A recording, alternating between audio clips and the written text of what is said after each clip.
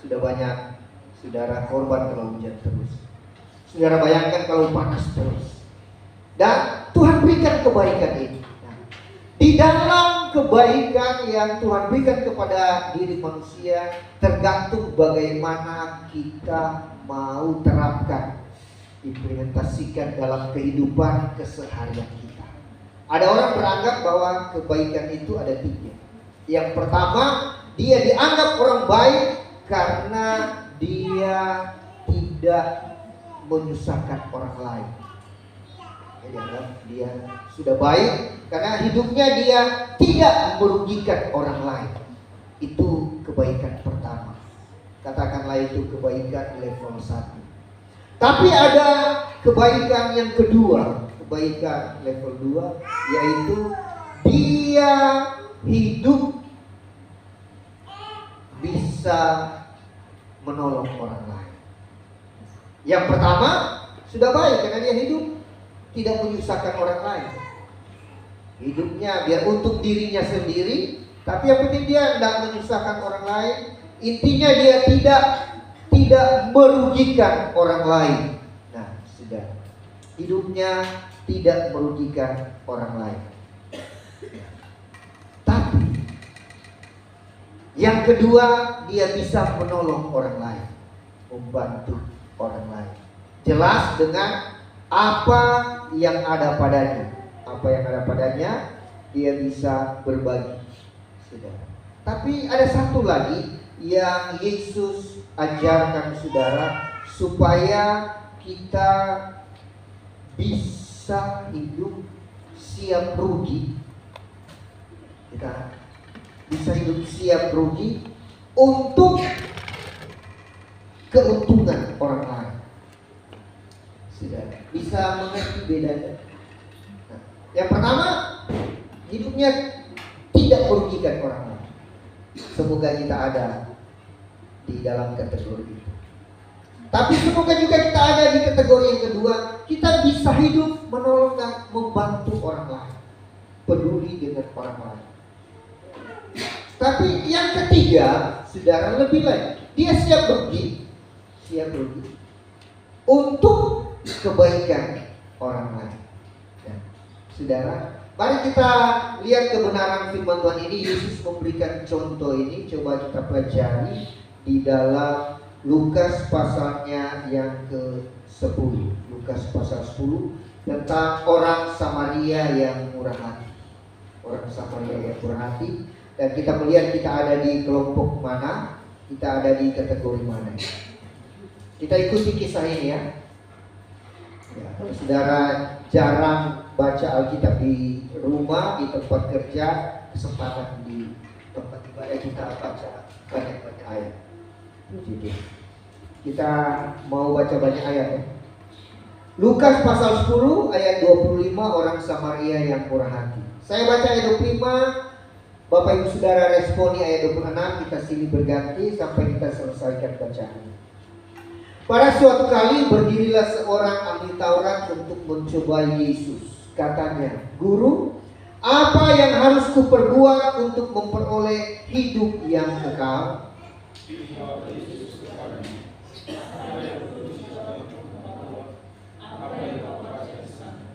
Jawab orang itu, "Kasihilah Tuhan Allahmu dengan segenap hatimu dan dengan segenap jiwamu dan dengan segenap kekuatanmu dan dengan segenap akal budimu, dan kasihilah sesamamu manusia seperti dirimu sendiri."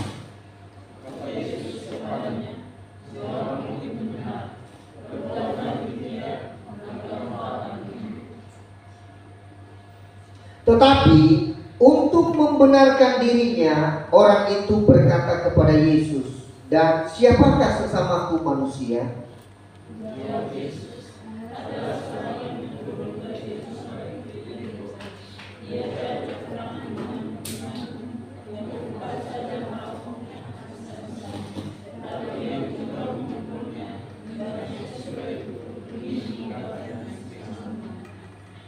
Kebetulan ada seorang imam turun melalui jalan itu. Ia melihat orang itu, tetapi ia melewatinya dari seberang jalan.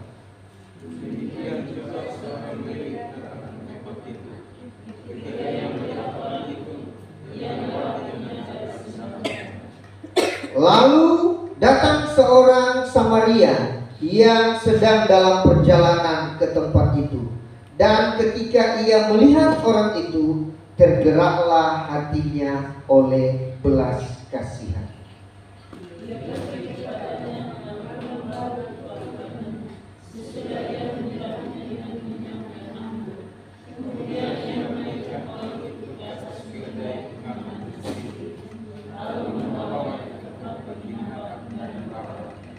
Keesokan harinya ia menyerahkan 2 dinar kepada pemilik penginapan itu. Katanya, rawatlah dia, dan jika kau belanjakan lebih dari ini, aku akan menggantinya waktu aku kembali.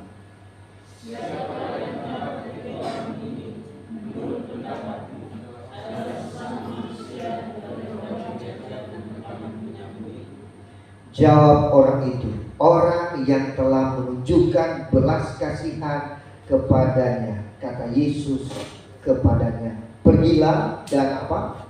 Berbuatlah demikian.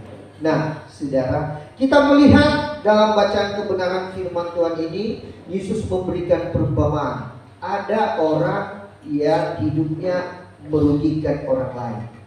Siapa itu? Penyamun-penyamun.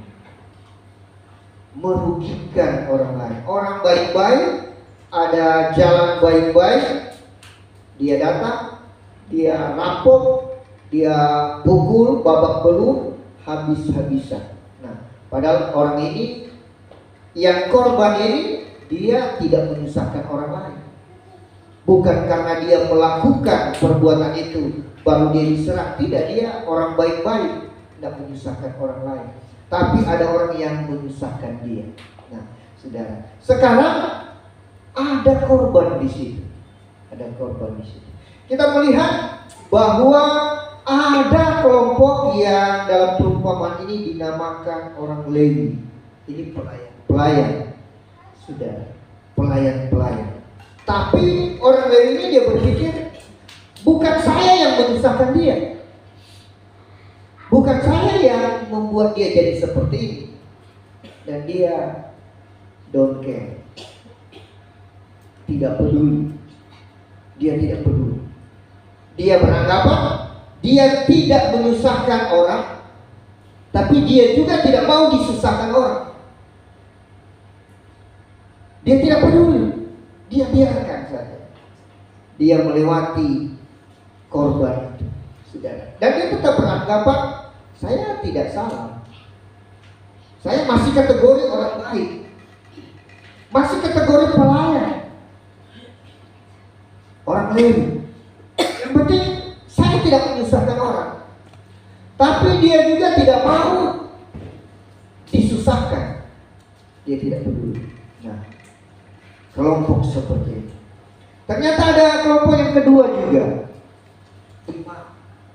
Pelayan khusus di sini yang mengatur orang-orang Lewi untuk menjalankan tugas. Ya, saya melihat ini diri saya lah. Ternyata jabatan gerejawi bukan ukuran kedewasaan kita, bukan ukuran kita orang baik atau tidak. Karena kita sudah di mimbar, sudah disebut pelayan, sudah disebut pendeta, bukan berarti saya sudah baik. Kebenaran firman Tuhan saya baca ini berulang-ulang kali, saya sudah khotbahkan, tetap terus menjadi awasan bagi saya. Jangan sampai saya terhisap dalam golongan orang Lewi seperti yang dicontohkan di sini, atau golongan imam yang dicontohkan oleh Yesus di sini, yang tidak mau peduli dengan sesama, dengan beranggapan yang penting saya tidak menyusahkan, yang penting saya melayani saja. Ya sudah, melayani Tuhan. Melayani Tuhan cukup. Kita juga harus melayani sesama. Karena Alkitab ini, saudara, Alkitab ini kalau mau dipres, diambil intisarinya, orang mengatakan kalau ada ayat-ayat lain yang boleh digugurkan supaya gampang dimengerti, Katanya kalau boleh, mereka bilang, tambah dikanonkan lagi hanya menjadi beberapa ayat singkat, maka kalaupun hanya tersisa 2 ayat, maka ayat tentang mengasihi Tuhan dan mengasihi sesama tidak akan dihilangkan.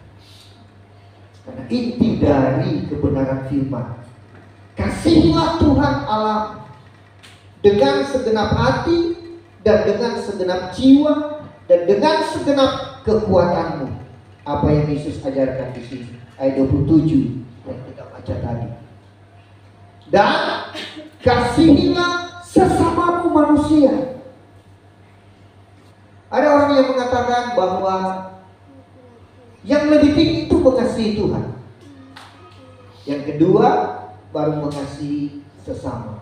Saudara, sebenarnya kita tidak dapat mengasihi Tuhan dengan mengabaikan sesama. Yang kedua, kita juga tidak dapat mengasihi sesama dengan mengabaikan Tuhan. Jadi kedua hal ini harus tetap ada dan berjalan bersama-sama, harus melekat dalam diri kita. Tapi ada satu contoh yang Yesus katakan di sini,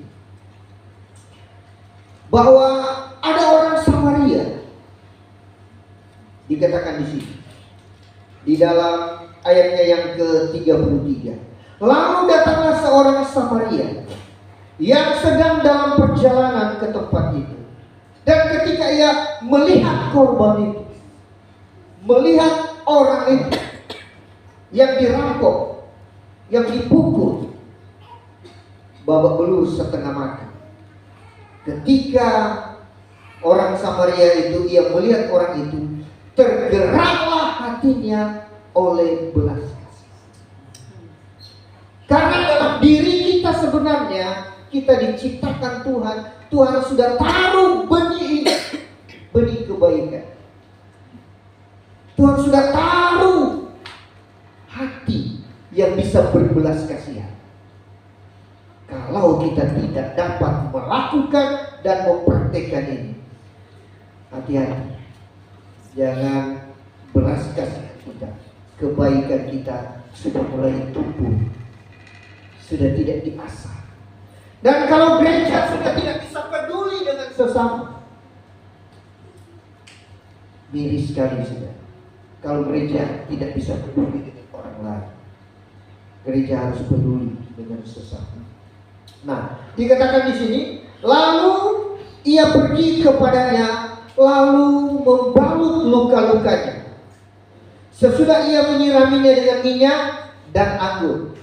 Kemudian ia menaikkan orang itu ke atas keledai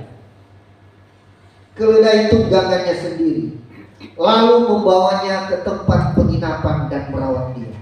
Nah, ini orang baik yang kedua.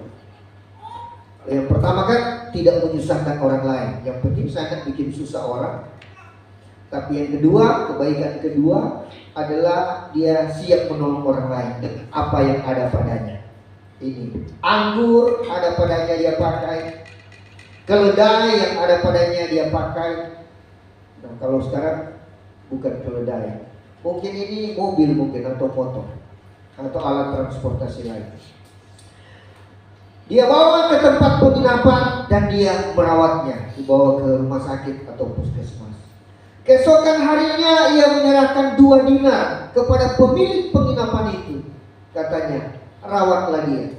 Dan jika kau belanjakan lebih dari ini, aku akan menggantinya waktu aku kembali. Sudah. Apa yang ada padanya dia sudah pakai untuk menolong. Kemudian habis.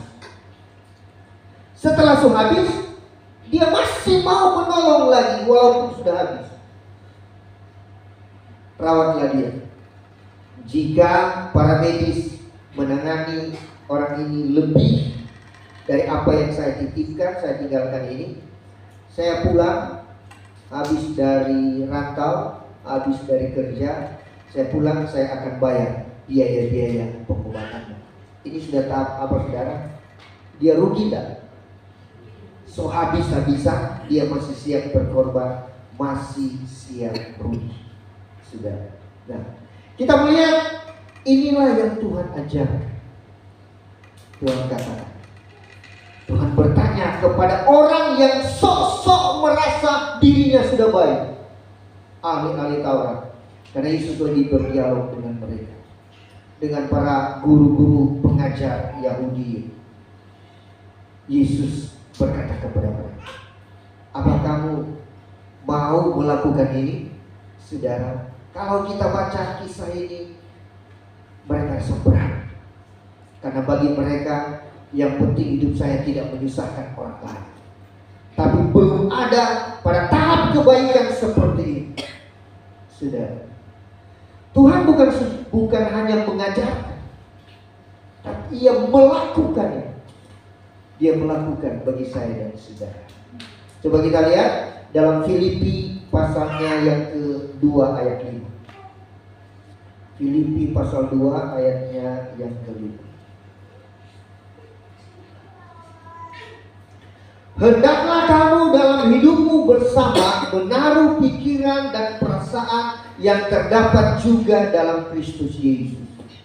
Harus punya ini, pikiran dan perasaan sama seperti Kristus, yang walaupun dalam rupa Allah tidak menganggap kesetaraan dengan Allah itu sebagai milik yang harus dipertahankan, melainkan telah mengosongkan dirinya sendiri, mengambil rupa seorang hamba dan menjadi sama dengan manusia. Dan dalam keadaan sebagai manusia, Ia telah merendahkan dirinya dan taat sampai mati, bahkan sampai mati di kayu salib.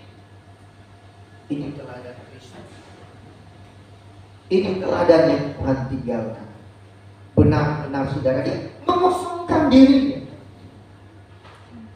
Dia yang ada di tempat yang mati, dia harus turun ke mengosongkan dirinya, saudara.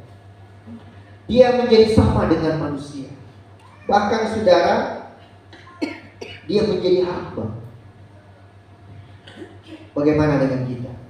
Masih siap mau menjadi hamba? Saudara, kita masih siap untuk direndahkan orang? Masih bisa terima enggak? Kalau orang memperlakukan kita tidak sewajarnya, tidak semestinya, sudah. Tapi ini Tuhan yang mengosongkan dirinya sendiri, mengambil rupa seorang hamba, siap rugi, siap rugi, siap berkorban. Apa yang akan kita lakukan sebentar, ini hasil dari pengorbanan Kristus. Bahkan semua dia korbankan. Apa yang Tuhan contohkan tadi dalam perumpamaan, itu baru korban-korban materi, korban waktu. Saudara sudah bisa memberikan korban waktu yang baik untuk Tuhan. Dalam perumpamaan tadi ada korban waktu. Mestinya dia harus cepat-cepat pergi bekerja, tapi dia berhenti. Dia memberikan pertolongan dulu kepada orang ini. Dia sisihkan waktunya dulu untuk menolong. Nah, ini yang Yesus ajarkan. Yesus mengosongkan dirinya, mengambil rupa seorang hamba, dan menjadi sama dengan manusia yang hina. Saudara, bahkan nyawanya pun dia berikan. Saudara sudah bisa berikan apa dan berkorban apa untuk Tuhan? Sudah. Mestinya kita berpikir, kalau Tuhan sudah memberikan yang terbaik kepada kita, mari kita belajar sedikit-sedikit, pelan-pelan untuk berikan yang terbaik untuk Tuhan. Ini masih jadi tanggung jawab kami. Karena kalau cuma kita semua hadir, kursi-kursi ini tidak cukup mestinya. Sudah.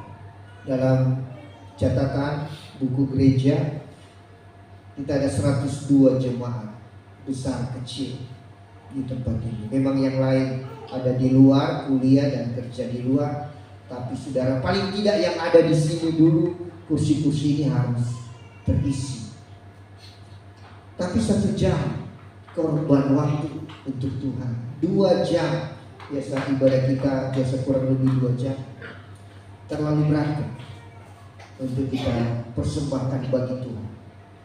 Ini Tuhan yang sudah berikan untuk kita. Dia mati untuk kita. Bukan cuma memberkati kita, nyawanya pun Dia berikan. Kalau Tuhan memberkati kita, saudara, dengan kuat dan sehat yang kita peroleh, tidak diragukan lagi. Apalagi kita yang puji Tuhan, ada berkat di tangan-tangan kita, saudara. Itu semua dari Tuhan. Saya lebih teguhkan dengan kita membaca di 2 Korintus 8 ayat 9. 2 Korintus 8 ayat 9. Kita buka 2 Korintus 8 ayatnya yang ke-9.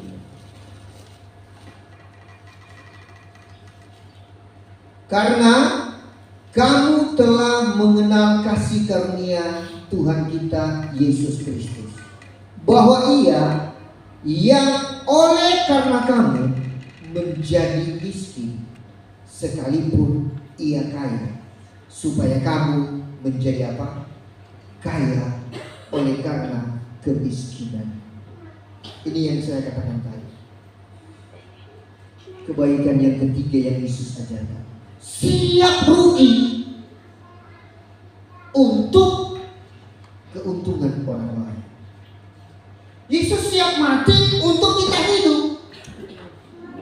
Dia siap miskin, jalani kemiskinan, sampai lahirnya pun harus di kandang, di palungan, supaya kita menjadi kaya. Dan Tuhan mau kita kaya bukan hanya dari kaya harta,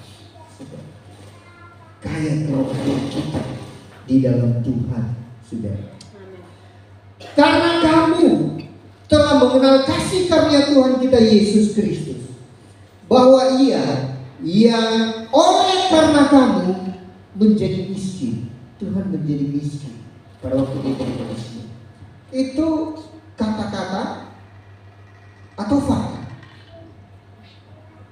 Fakta, saudara. Tuhan Dia tidak punya apa-apa. Serigala mempunyai liang, burung mempunyai sarang, tapi anak manusia datang untuk meletakkan kepalanya pun tidak ada. Kita kan masih punya rumah. Tuhan dalam pelayanan, Dia tidak punya rumah dan tidak sempat membangun rumah. Dia hanya melayani berjalan-jalan, tinggal di mana. Orang kasih tumpangan syukur, orang kasih penginapan syukur, saudara. Apalagi kalau umat-umat Tuhan siapkan hati untuk Yesus bisa masuk dan menempati hidupnya. Tuhan sudah berikan kebaikan bagi kita. Saudara, banyak orang berpikir, yang penting saya bukan kriminalis, tidak merampok, tidak membunuh. Yang penting saya tidak amoral, saya tidak melakukan dosa-dosa itu. Saya hidup baik saja untuk diri saya, saudara. Tapi kalau kita tidak peduli dengan Tuhan, tidak peduli dengan sesama, wahai bagi dia, Tuhan yang memberikan contoh ini.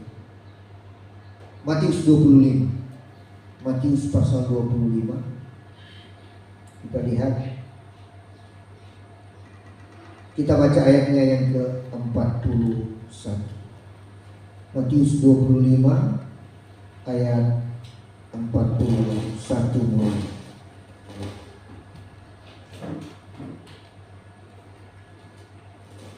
Kita ikuti bacaan ini secara perhatian.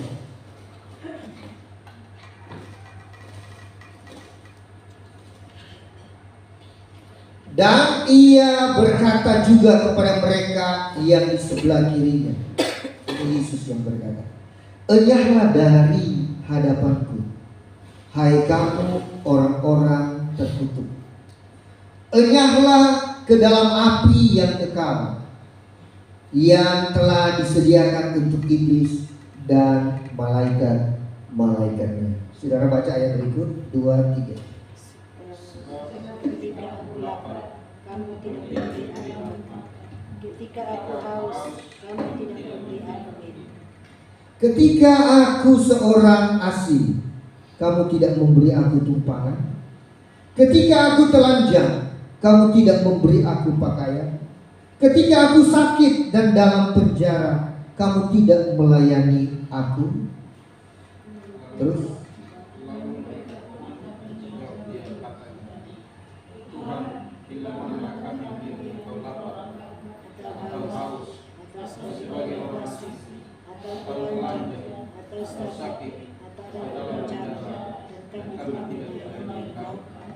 maka ia menjawab mereka, aku berkata kepadamu, sesungguhnya segala sesuatu yang tidak kamu lakukan untuk salah seorang dari yang paling hina ini, kamu tidak melakukannya juga untuk aku. Sampai di sini, saudara. Ternyata hal yang dilihat dan yang dipandang salah oleh Tuhan bukan pada waktu kita melakukan kesalahan saja, dosa, kriminal, amoral. Tetapi kalau kita tidak melakukan hal yang baik yang bisa kita lakukan kepada sesama, itu dipandang jahat oleh Tuhan. Ini orang ini, saudara, tidak ada catatan kriminal di sini, tetapi hanya berdiam diri saja. Terhisap kelompok Lewi dan imam tadi. Dia pikir yang penting saya tidak menyusahkan orang lain. Tapi mestinya dia bisa memberikan pertolongan. Dia ada di situ, di depan matanya. Dia bisa berbuat sesuatu. Tapi dia tidak melakukannya. Sudah terhisap kelompok orang yang jahat. Kenapa? Karena Tuhan wariskan dalam diri kita benih kebaikan. Benih kebaikan ini bukan hanya pakai untuk diri sendiri. Dan ini akan terjadi, saudara. Kasih akan semakin tawar.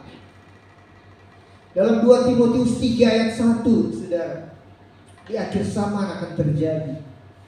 Ayat 2, manusia akan mementingkan dirinya sendiri. Kalau gereja tidak bisa peduli dengan sesama, dengan hal-hal yang ada di sekitar kita, saudara, gereja dapat terhisap kelompok-kelompok orang-orang pembuat kejahatan di mata Tuhan. Maka kita harus buka mata, saudara. Lihat sekitar kita. Buka tangan, terulur tangan. Kalau kita masih bisa berbuat sesuatu, kenapa tidak? Saudara, Lukas 16 ayat 19 tentang Lazarus dan orang kaya. Tidak ada catatan di situ orang kaya di sini dia melakukan perkara-perkara dosa. Saudara. Tapi dia hanya untuk kesenangan diri sendiri. Kan? Dia dapat berkata, ini kan berkat-berkatnya saya, jerih lelah saya, capek-capeknya saya.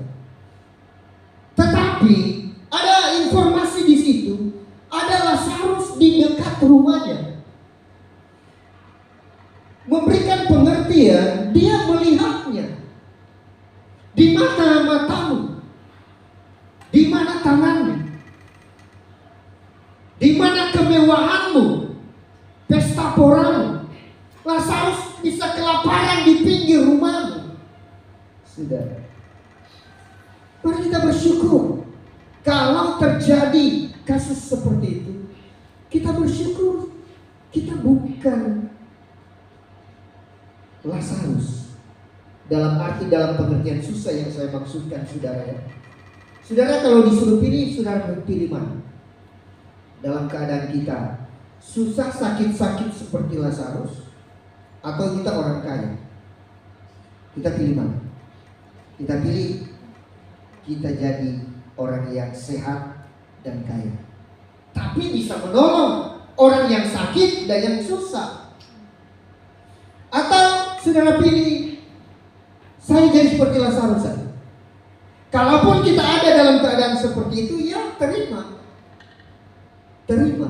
Saudara, Lazarus itu artinya tidak secara kebetulan Yesus memberikan perumpamaan menggunakan nama, yaitu Lazarus, karena Lazarus itu artinya Allah pengharapanku. Pengertian sederhananya lebih jelas lagi, dia tidak punya apa-apa, sebatang kara, tidak punya keluarga. Kalaupun ada keluarga, mungkin keluarga tidak mengakui dia keluarga lagi karena sakit-sakitan, borok, maaf, tidak bisa didekati karena ada aroma-aroma yang tidak segar, orang akan menjauh. Sudah. Tapi Lazarus tetap bersyukur dengan keadaan. Bangun pagi masih ada nafas di mulutnya, di hidungnya, jantungnya masih berdetak. Allah pengharapan. Seperti arti namanya. Tinggal Allah yang dia punya. Keluarga tidak punya, rumah tidak punya, makanan tidak punya, kesehatan pun dia tidak punya, tapi tetap Allah pengharapan. Tapi kalau kita masih ada di tangan kita, masih bisa pegang sesuatu, masih bisa sehat, bisa jalan, kita bersyukur, saudara. Tapi rasa syukur kita ini kita tunjukkan kepada Tuhan dengan mengasihi Tuhan, datang gereja, ibadah, berdoa. Mulut ini masih bisa memuji Tuhan, pakai memuji Tuhan. Walaupun pemain musik salah-salah, karena saya bukan pro, saya amatiran main, tapi syukur bisa main. Sudah latih jemaat bermain, tapi jemaat yang dilatih tidak ada lagi. Mama Hensi ada di Manado, persiapan persalinan. Coba jemaat lain latih lagi supaya bisa ganti gembala di keyboard. Operator sound system datang lebih sedul, lebih cepat supaya gembala tidak masuk otak-atik semua ini, supaya gembala bisa agak kusuk sedikit, mempersiapkan diri untuk pelayanan. Ini pagi lari sana lari sini. Saudara, saya gembala sedikit ya. Masih bisa berbuat baik, kenapa tidak? Atau saudara pilih seperti Lazarus tinggal mengharapkan semoga ada belas kasihan, ada makanan yang jatuh dari meja tuannya, dari meja orang kaya itu. Tapi sayang, saat Lazarus beranjak mau pergi ambil makanan yang jatuh, dia kalah cepat dengan anjing-anjing yang ada di sekitar. Sudah, hanya dia mungkin belum rezekinya, dapat sisa-sisa tulang ayam yang dibuang. Dia baru mau ambil, Bleki sudah dulu. Ya, belum rezeki, tapi tidak ada kata dia bersungguh. Tapi kalau kita bisa buat sehat, berbuatlah sesuatu. Jangan pangku tangan. Gereja butuh banyak pelayanan. Banyak kali kita kan kalau ada buka lowongan kerja, dicari karyawan ini berlomba-lomba kita cari. Lamar kerja, bagus. Saudara, saya informasikan gereja ini juga sedang buka lowongan kerja. Guru sekolah minggu.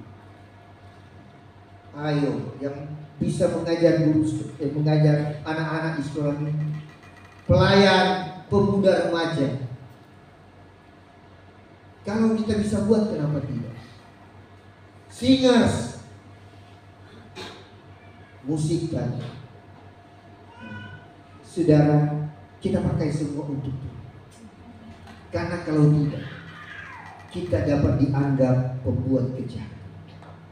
Saya akhiri khotbah saya dengan saya meneguhkan.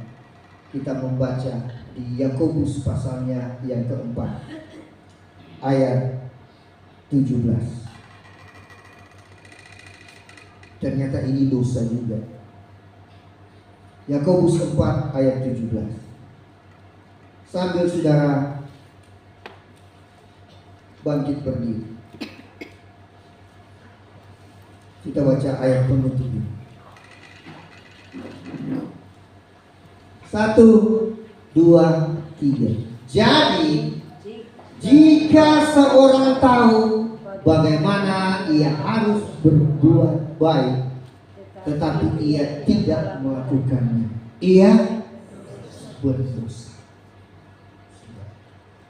Jadi jika saya tahu bagaimana saya harus berbuat baik dan saya bisa berbuat baik, tapi saya tidak melakukannya, ternyata saya berdosa. Saudara, mari kebaikan yang Tuhan berikan kepada kita pupuk kembangkan untuk hormat dan kemuliaan nama Tuhan. Tuhan memberkati. Kita tetap bangkit berdiri, kita angkat. Saya undang pelayan-pelayan perjamuan dapat mempersiapkan diri. Kita angkat pujian bagi Tuhan.